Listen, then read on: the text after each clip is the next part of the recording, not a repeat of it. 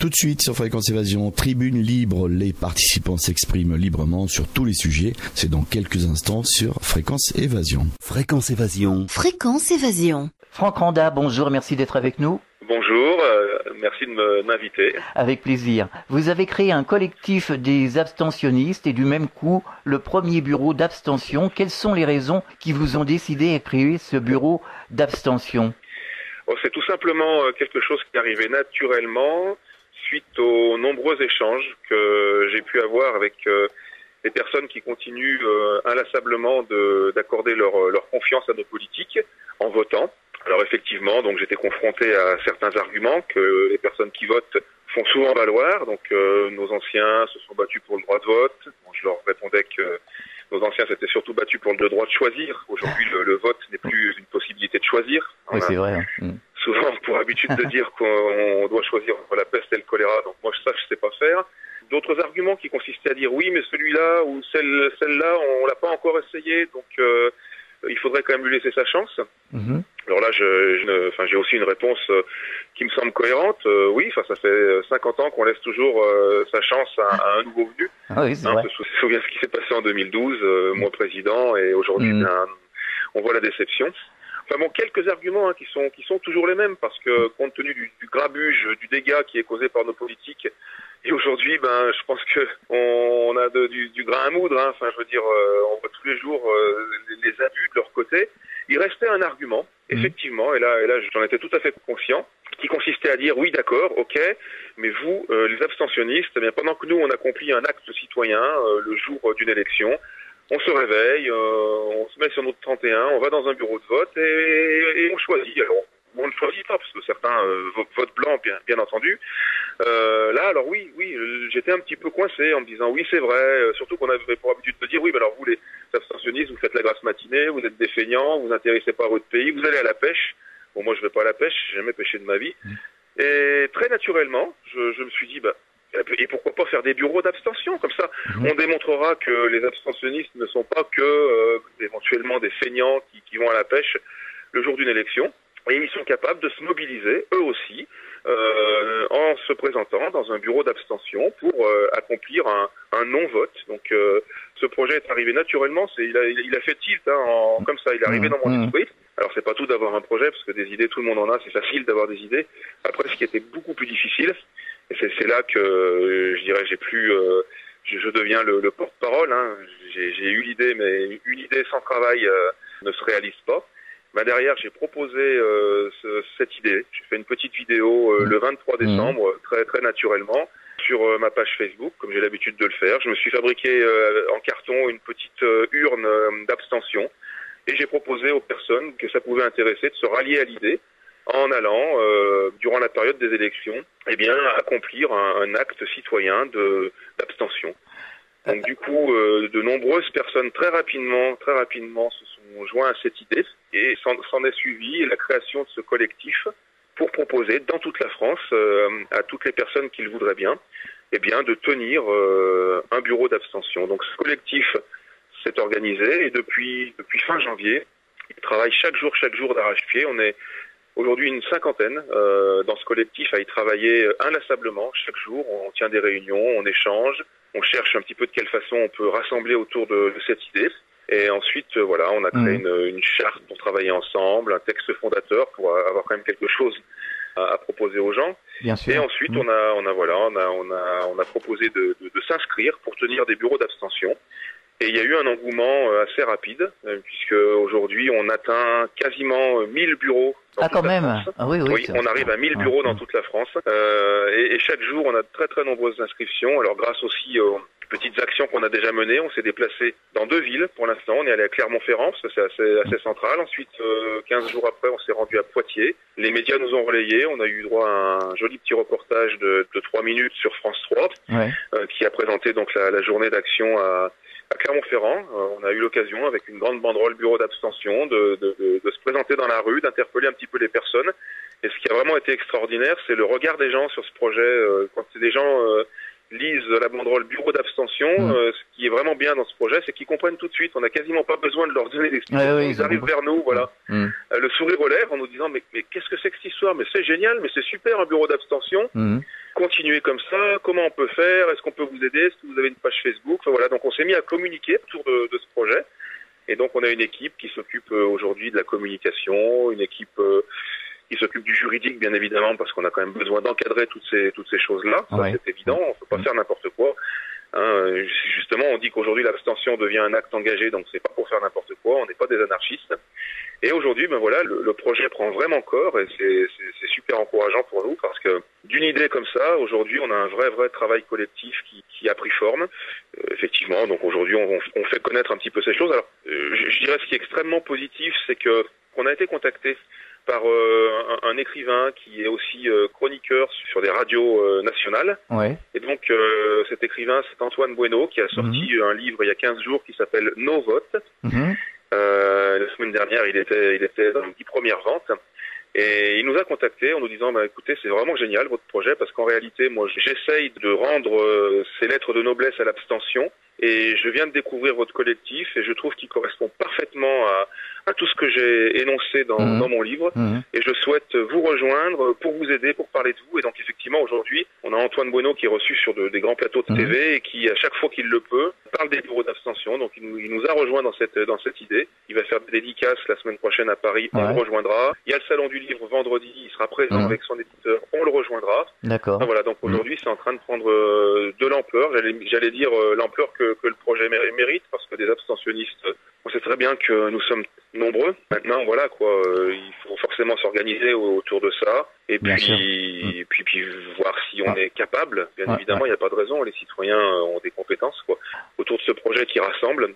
Alors, on a vu naître depuis quelques années des mouvements comme les Indignés, le CNT, Nuit debout. Pour autant, il n'en est rien sorti de probant. Comment peut-on expliquer ça? Alors le problème, malheureusement, que l'on trouve partout. Et nous, on essaie d'y faire très attention, d'être vigilant, parce qu'on n'est pas à l'abri aussi de ça. C'est qu'on a souvent des problèmes d'ego. Vous avez à un moment donné ce qu'on appelle des leaders, bon même si le mot est peut-être un peu trop pompeux, qui ont des projets, derrière ils se rendent compte qu'ils rassemblent du monde, et ensuite ils peuvent se perdre eux-mêmes, et après vous avez des petites guéguerres de chefs de clan, enfin voilà, c'est malheureusement, il y a ces choses-là qui font que ça n'aboutit pas. Vous avez aussi d'autres choses qui viennent y contribuer, c'est que parfois quand vous avez, je prends l'exemple de Nuit debout par exemple, vous avez des politiques qui essaient de racoler le mouvement, ou des syndicats qui essaient de racoler le mouvement, et ensuite un mouvement qui partait de plein de bonnes intentions se retrouve un petit peu perdu parmi toutes ces choses. Alors j'allais dire, on n'est pas à l'abri non plus que ça nous arrive, faut pas dire Fontaine je boirai pas de ton eau ou être trop orgueilleux. Enfin, en tous les cas, c'est tous les jours que l'on en parle entre nous pour éviter de tomber dans ce piège. Alors, je pense que le gros problème, c'est de se rassembler, de se donner la main et de mettre son ego dans la poche et son mouchoir par-dessus. Oui, tout à fait. Et j'allais dire, alors bon, évidemment, je prêche pour ma paroisse, mais j'allais dire que le projet Bureau d'abstention, il a peut-être cette particularité, c'est que on n'est pas en train de... Alors, vous allez me dire, oui, il faut proposer des choses. D'accord, mais on n'est pas en train de proposer des choses extrêmement concrètes, si ce n'est de se rassembler, parce que d'ailleurs on a quand même une grande confiance dans la capacité du citoyen ensuite à trouver des solutions. Je pense que quand on est trop dans le concret, quand on propose trop de choses précises, subitement, forcément que chacun a son avis à donner, chacun pense que son idée est meilleure que celle de l'autre, ça c'est humain, c'est évident et ça m'arrive. Je veux dire, je vais surtout pas leur jeter la pierre. Mais l'avantage de ce mouvement, c'est qu'effectivement, on n'est pas en train de dire voilà, après, on vous propose telle ou telle chose, ou éventuellement telle solution, tel programme. Non, surtout pas. On est en train de dire aux gens, rejoignez-nous s'il vous plaît, parce qu'on a le sentiment que ça peut être quelque chose qui rassemble, et on le constate d'ailleurs aujourd'hui, donc pour l'instant on s'est pas trop trompé, mais on aura besoin de vous pour après. Mais on va pas tout de suite vous guider. Alors on a des valeurs, oui bien sûr, on est en train de travailler sur des valeurs. Est-ce que vous seriez favorable à une 6e République afin de pouvoir redonner le pouvoir et la souveraineté au peuple? Selon vous, comment faire? Est-ce que c'est dans votre ligne, ça? Oui, alors pourquoi? Alors bon, maintenant je parle un petit peu, je dirais en mon nom aussi, je suis le porte-parole du collectif Bureau d'abstention, mais vous savez, les abstentionnistes sont hétérogènes, quoi. On vient tous d'horizons différents, on n'a pas forcément, il y a des abstentionnistes qui votaient avant, certains peut-être d'un extrême à l'autre, je sais pas, je veux dire, donc cette hétérogénéité, c'est un petit peu notre particularité, donc ça peut être notre faiblesse, mais on va essayer d'en faire une force. Alors si vous parlez de 6e République, bien évidemment, les abstentionnistes sont habitués, je parle des abstentionnistes qui sont actifs et engagés, sont habitués au monde de la dissidence, connaissent les dissidents qui proposent des solutions style 6e République, tirage tirage au sort, implication des citoyens. Donc forcément qu'on y est favorable. Bon, moi personnellement, là, je parle uniquement en mon nom, parce que les mots ont de l'importance, à mon avis. Bon, 6e République, pourquoi pas Nouvelle République? Oui, absolument. Voilà. Mais changer le système.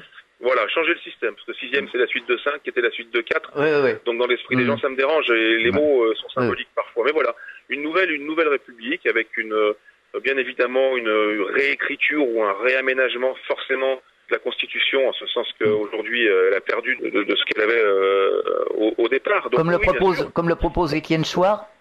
Alors voilà, si vous voulez, Étienne Chouard fait partie, j'allais dire, des modèles dans la dissidence, parce que ça fait quand même de très très nombreuses années qu'il se bat pour ces choses-là. Il a éclairé beaucoup de gens. Personnellement, j'en fais partie. Bon, aujourd'hui, il semble, ce que l'on peut comprendre, hein, c'est pas un jugement de valeur.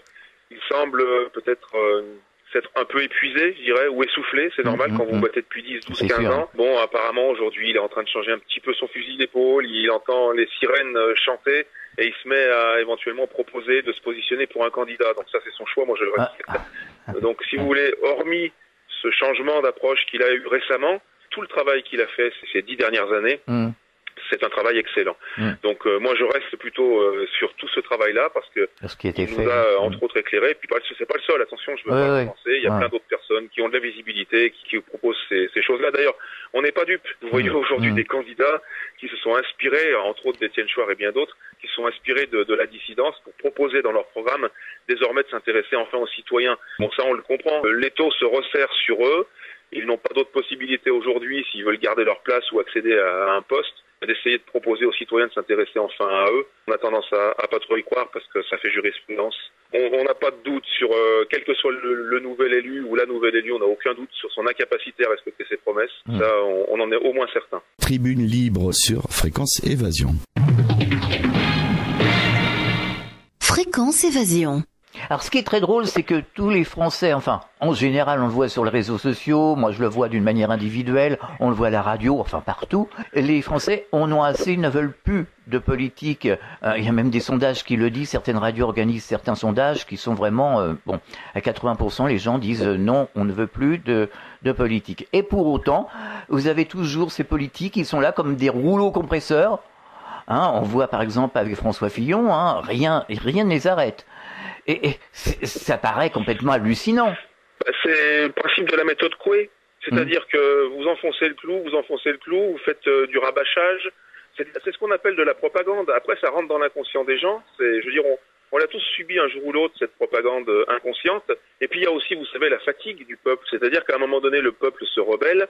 Mais le problème du peuple, lui, c'est que c'est métro boulot dodo, c'est-à-dire qu'il se rebelle, mais le lendemain, il a ses charges à payer, il a sa famille à nourrir, et pour la grande majorité, il roule pas sur l'heure. Ces politiques, ils ont le temps de rester en mode rouleau compresseur, parce que n'importe comment, à la fin du mois, ils n'ont pas de souci de pognon.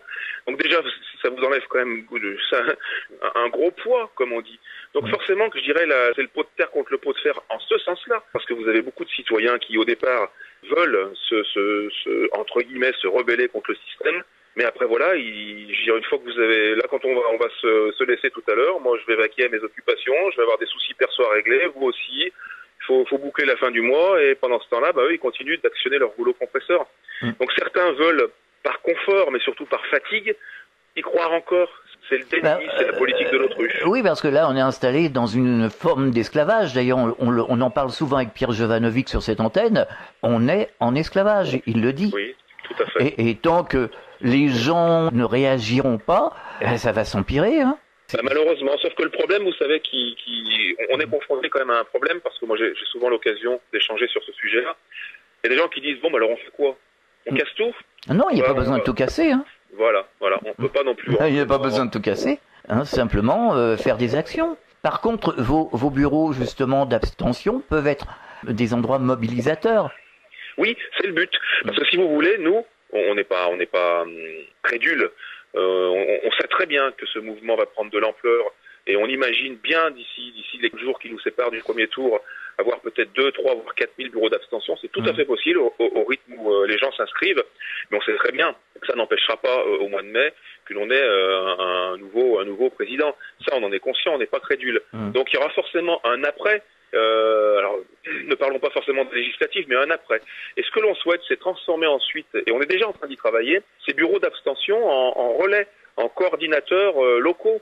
Imaginez qu'on ait 3 ou 4 000 bureaux d'abstention dans toute la France, qui se transforment demain en coordinateur local, voilà. pour continuer de parler du mouvement. On est en train déjà d'y travailler. Ça nous permettra de continuer à maintenir cette pression, mais surtout de rassembler du monde, parce que vous savez, les années passent très très vite. Si on est 4 000 pour cette élection-là, je vous garantis que dans 5 ans, on sera peut-être 50 000. Et là, entre-temps, on aura fait un gros travail. Et vous savez, il y aura des abstentionnistes au deuxième tour déjà, qui auront voté au premier tour et qui nous rejoindront au deuxième, parce que il y aura tous ceux qui seront déçus de ne pas voir leur candidat présent au deuxième tour. Et ceux-là, déjà, il y en a certains qui nous disent, écoute, je vais essayer encore une fois, mais au deuxième tour, c'est sûr que si c'est pas le mien, je vous rejoins. Donc il y a une manne gigantesque, on le sait, parce qu'on est quand même potentiellement plusieurs millions d'abstentionnistes en France. Donc il y a vraiment une manne importante pour ensuite transformer cette action en véritable mouvement, disséminé dans toute la France, de façon à ce qu'on puisse continuer d'agir. Et les gens sont tellement motivés on n'a pas l'intention, au lendemain du deuxième tour, de dire, bon, bah allez, à dans 5 ans. Non, surtout pas, on continue. Quelle sera notre prochaine action? C'est ça la clé, finalement, la coordination. Oui. Et je pense que c'est ce qui manquait au CNT. Il n'y avait pas une coordination suffisante. Oui, voilà, c'est ça le problème. Mais à la limite, j'allais dire, parce qu'il y a des personnes qui ont rejoint le projet bureau d'abstention qui viennent de tous horizons, notamment du CNT. À la limite, les erreurs des autres nous servent aujourd'hui. Bien sûr. Alors, on va en faire des erreurs, donc elles serviront aussi à d'autres, c'est évident. Mais bon, je dirais, on a l'avantage aujourd'hui d'être dans une position intéressante, pas confortable, mais intéressante, parce qu'on peut s'appuyer. Il y a des gens qui ont bossé bien avant nous. Alors on pourrait d'ailleurs, moi je les remercie, merci, ils ont bossé bien avant nous, ils se sont certains plantés ou épuisés, ou ça s'est transformé en échec, c'est bien dommage, mais qu'ils ont fait, ce qu'ils ont produit comme travail, ça ne sert pas à rien. Je veux dire, on s'en inspire aussi, on n'a pas la prétention de dire qu'on est en train de tout inventer, on s'en inspire aussi, et voilà, en se disant tout le temps, non, il ne faut pas se planter, mais on a cette particularité justement que pour l'instant on est des généralistes, vous voyez, on n'est pas... on n'est pas là en train d'opérer, on n'est pas un chirurgien spécialisé, on est un médecin généraliste. Et derrière, effectivement, il faudra ensuite, on l'espère, être rejoint par des spécialistes. Vous parlez d'Étienne Chouard, il est bien évidemment le bienvenu si demain il est déçu de son choix électoral. Et je suis persuadé que quelqu'un comme Étienne Chouard, qui rejoindrait le mouvement des bureaux d'abstention, mais ça apporterait une dimension supplémentaire, à n'en pas douter. Oui, tout à fait. Et ces amorces, justement, avec le CNT et tous ces organismes qui ont créé des mouvements, ça permet de créer une prise de conscience sur le peuple. Oui, tout à fait. Surtout avec les réseaux sociaux. Tout à fait. Mais vous voyez ce qui est, mais je peux le comprendre. J'essaye par exemple moi de m'imaginer que demain un autre collectif ait une meilleure idée que la nôtre. Et c'est facile d'avoir des meilleures idées. J'aurais peut-être du mal, parce que je suis tellement attaché à ce projet, j'aurais peut-être du mal à sortir de ce projet pour rejoindre un autre. J'en suis conscient. Et c'est là que le bas blesse, parce que ceux qui sont à l'origine d'autres mouvements, vous parlez du CNT. Bon, CNT aujourd'hui, c'est plus personne, malheureusement. Vous avez le fondateur ou le leader qui s'accroche aux branches. Il est là, bon, ça en devient ridicule, c'est dommage, parce qu'il en perd de son aura avec le temps, alors qu'en son temps, il a quand même apporté sa pierre à l'édifice. Et aujourd'hui, de s'accrocher aux branches, vous savez, c'est comme le chanteur qui ferait le concert de trop, ou le tout à fait. Il jouerait le match de trop, quoi. Il vaut mieux partir sur quelque chose de beau et construire là-dessus. Et refaire autre chose. Faire autre chose. Parce qu'autrement, vous terminez essoufflé, en bout de course, vous êtes aigri, et vous n'avez plus envie de participer à un autre mouvement. Moi, ceux du CNT, notamment son leader, avec qui j'ai eu l'occasion d'avoir quelques petits accros, mais c'est humain. Aujourd'hui, il peut pas nier que le projet est un beau projet, mais voilà, il s'accroche aux branches. Quand il fait des vidéos, il a l'impression de s'adresser à la France entière. Et il n'a pas réalisé qu'il parlait à un mur aujourd'hui. C'est dommage. Ce qu'il faut comprendre, c'est qu'on fait les choses pour apporter sa pierre à l'édifice, c'est tout. Tout à fait. Je sais pas, on n'est pas dans le business. Il faut penser que les gens font ça pour les enfants, pour sauver la planète, pour faire avancer les choses. Donc, c'est un projet ambitieux. Exactement, il est plus question d'écouter son ego à ce moment-là. On peut pas n'importe comment, quand on écoute son ego, et personne n'est à l'abri. Ça se retourne toujours contre soi, un jour ou l'autre. Personnellement, moi, je me protège de quelle façon?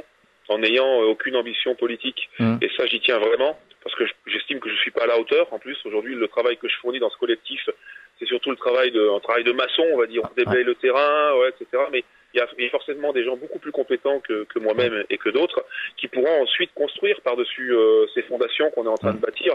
Donc n'ayant pas d'ambition politique, et alors ça je tiens à le souligner parce que c'est vraiment pour moi ma liberté, et je sais que c'est aussi ma force, parce que si demain je venais à avoir des ambitions politiques, je rentrerais dans un autre système, je subirais sans doute d'autres pressions, et je me perdrais moi-même. C'est peut-être ça le problème, la politique.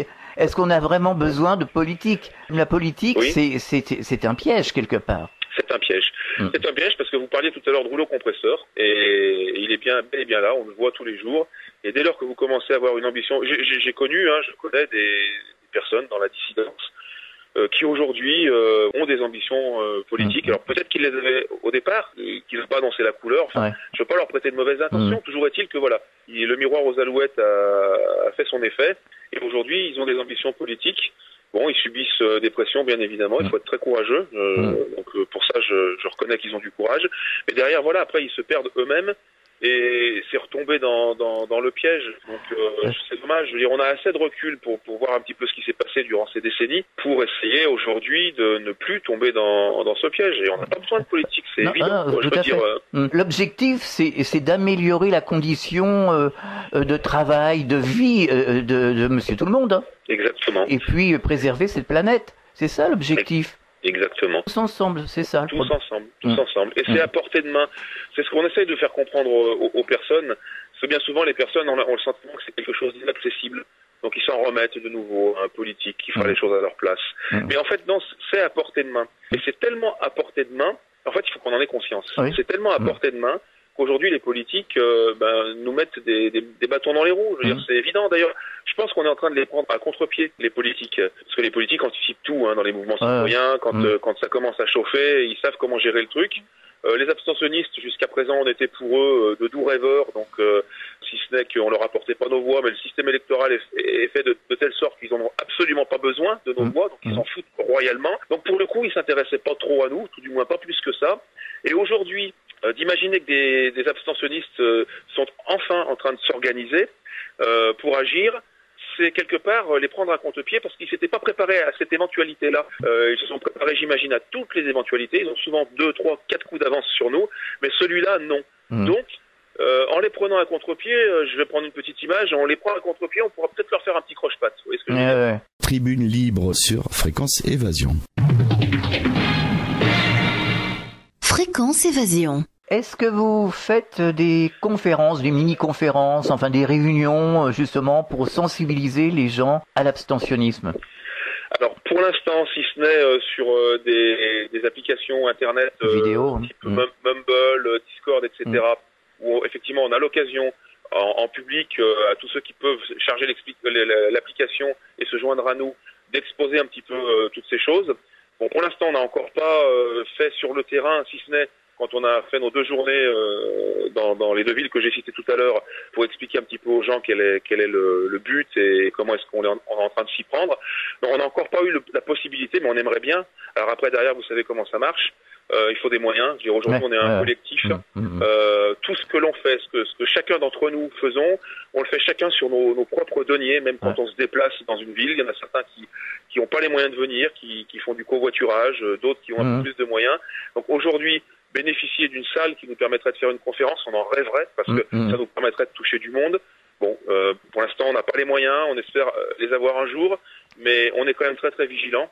Parce qu'on voudrait pas qu'un jour un mécène vienne nous voir, on adore ce que vous êtes en train de faire, et nous achète, parce que lui, il aurait les moyens de nous donner là une possibilité de nous faire enfin entendre.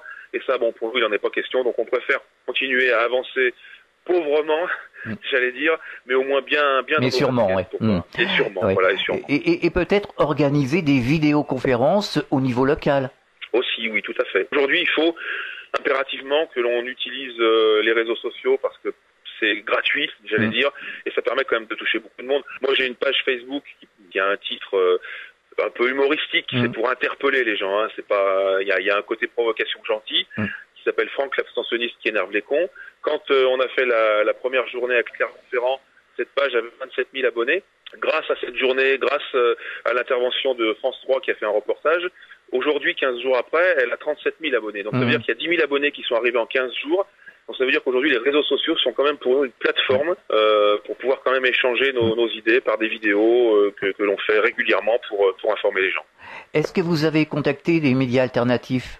Alors oui, on a des contacts avec certains médias alternatifs. Pour l'instant, c'est pas aller plus loin. On fait quelques interviews ça et là. On est plusieurs. Je suis pas le seul, même si j'ai la position, on va dire privilégiée entre guillemets, d'être le porte-parole. On essaie justement de faire en sorte que dans l'équipe, il y ait plusieurs porte-paroles pour éviter justement que tout se passe autour d'une même tête, pour éviter les problèmes qu'on a évoqués tout à l'heure. Des porte-paroles régionaux, par exemple? Oui, tout à fait. Ouais. Est-ce qu'il y a des bureaux d'abstention chez nous dans le sud de la France? Oui, il y en a. Alors on a une carte interactive sur notre page Facebook qui s'appelle Bureau d'abstention. On a une carte interactive qui s'alimente au jour le jour, c'est-à-dire au fur et à mesure qu'on reçoit des inscriptions. Elle s'alimente, il y a une personne qui s'en occupe. À la fin de sa journée de travail, elle fait ça bien volontiers, donc ça fait vraiment chaud au cœur. Et donc quand on clique sur cette carte interactive, on a le lieu. Alors bien évidemment, on n'a pas l'adresse de la personne parce qu'il n'est pas question de fournir des informations confidentielles, mais on a le lieu du bureau d'abstention et on a un lien qui nous ramène sur la page Facebook régionale. On a créé plusieurs pages Facebook régionales pour que les personnes puissent ensuite échanger entre elles, non seulement pour s'organiser, mais pour se rencontrer, pour faire connaissance, enfin, voilà, pour tisser une sorte de lien autour du projet. Alors on a aussi, c'est important quand même de le signaler, fait une déclaration officielle en tant que collectif à la CNIL, parce qu'aujourd'hui, l'air de rien, on est quand même en train de réunir une liste. Ouais. Je veux dire, on a des coordonnées de personnes qui se sont inscrites pour tenir un bureau d'abstention, et bien évidemment, on s'engage à ne pas utiliser cette liste à d'autres fins que celle pour laquelle elle a été prévue initialement. Ouais. Donc on a fait aussi ça dans les règles de l'art. Et on a la possibilité aujourd'hui, ça c'était un conseil que nous a donné l'un de nos avocats, qui le fait bien volontiers, de s'inscrire sur notre... on a un site internet, de s'inscrire officiellement pour être abstentionniste. C'est-à-dire on peut s'abstenir aussi en ligne, parce qu'on sait très bien que c'est plus facile de mobiliser les gens depuis chez eux, d'un petit clic, que d'aller se déplacer dans un bureau d'abstention. Ouais. Et on a tous les jours des inscriptions en ligne d'abstentionnistes qui disent « je m'abstiens ». Et l'idée, c'est à la fin de transformer cette liste en pétition pour pouvoir faire valoir cette position d'abstentionniste, pour pouvoir agir autour de ça en disant « vous voyez, nous sommes quand même très très nombreux ». Pour une fois, on est compté. Il y a quelqu'un qui a créé un mouvement 1 + 1 + 1, etc., etc. Donc l'idée était bonne. Bon, le problème, c'est que lui, il n'a pas fini l'équation. Il a dit 1 + 1 + 1. Il avait oublié de dire qu'à la fin, c'était égal moi. Parce qu'aujourd'hui, il se présente aux élections, donc il a un peu leurré son monde. Ouais. Alors que nous, j'allais dire, on va reprendre son idée qui est géniale. Nous, c'est 1 + 1 + 1 + 1 + 1 qui ne s'arrête jamais, égal l'infini, mais surtout pas égal moi. Voilà, donc vous avez toujours des gens qui utilisent le monde de la dissidence ou le mécontentement des citoyens pour, à la fin, se déclarer comme candidat à une élection, donc alimenter leur propre ego. On aura la même équation que lui, mais elle ne s'arrêtera jamais. On ne mettra pas également. Est-ce que vous avez un message adressé aux auditeurs? Écoutez, déjà, moi, je vous remercie de m'avoir permis de m'exprimer sur ce sujet qui me tient à cœur. Alors, bien évidemment, je vais faire un petit peu ma pub, quoi. Rejoignez-nous sur les bureaux d'abstention. Vous verrez, c'est vraiment un projet qui est porteur, parce que l'avantage, c'est que tout le monde est le bienvenu.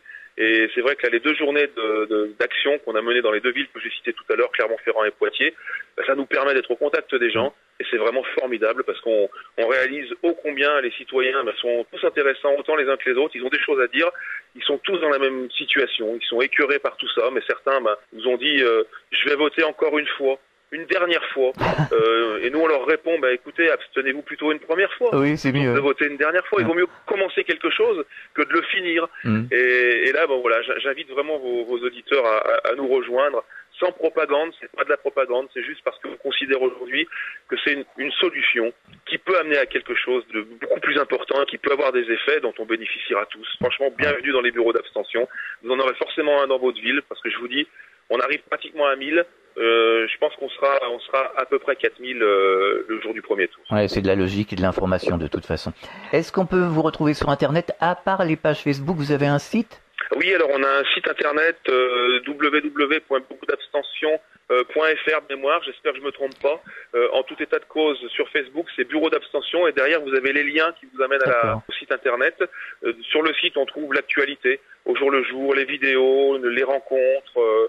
La semaine prochaine, donc le salon du livre où on rejoindra Antoine Bueno, ses dédicaces le mercredi. Donc on a notre actualité Et les personnes qui s'inscrivent pour tenir un bureau d'abstention reçoivent ensuite régulièrement les informations au fil de l'avancée du projet. D'accord. De toute façon, on mettra un lien sur le site de la radio.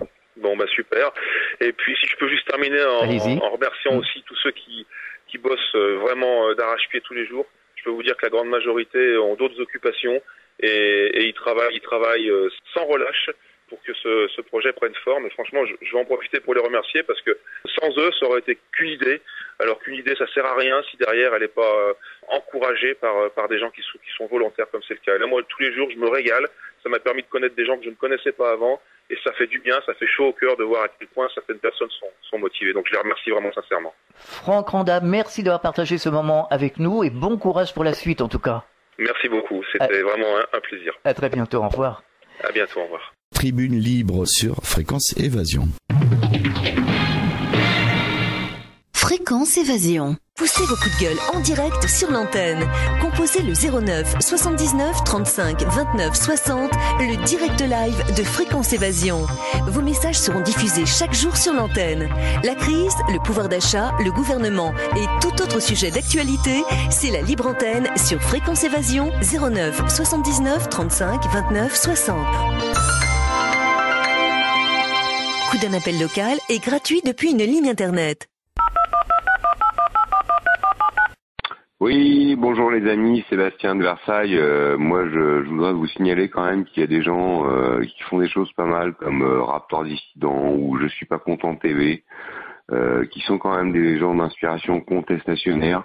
C'est-à-dire qu'aujourd'hui, on veut plus ni Fillon, ni Macron, ni Le Pen, ni quoi que ce soit. On veut autre chose. Notre génération des 20-50 ans aujourd'hui, veulent un autre système, veulent autre chose, veulent du changement. On veut plus des vieux qu'on a actuellement là, ou d'un jeune con pour qui personne n'a jamais voté, qui se prétend historien et qui vient jusqu'à nous dire que les femmes en 1905 ont voté la loi de séparation de l'État et de l'Église.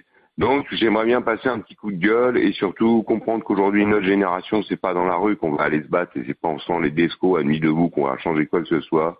On se bat sur notre média à nous, c'est-à-dire sur Internet et sur vos médias à vous, c'est-à-dire sur les radios, les télés. Voilà, je vous remercie et je souhaite longue vie à votre radio. Fréquence Évasion.